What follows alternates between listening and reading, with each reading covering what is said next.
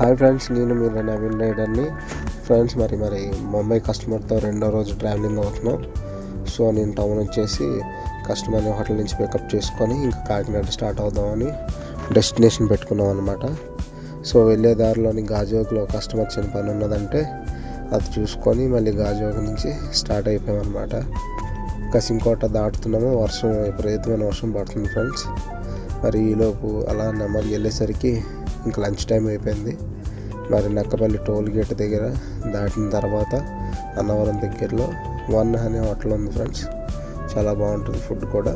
అక్కడ ఆగి లంచ్ చేసేసి ఇంకా అక్కడి నుంచి మళ్ళీ కాకినాడ స్టార్ట్ అయిపోయాము. కాకినాడ వెళ్ళేసరికి 4:30 అయిపోయింది.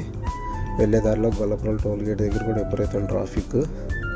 మరి కాకినాడ వచ్చేసాం ఫ్రెండ్స్. కాకినాడ నుంచి మరి రాజమండ్రి బయలుదేరదామని మళ్ళీ డెస్టినేషన్ పెట్టుకొని రాజమండ్రి స్టార్ట్ అయిపోయాం.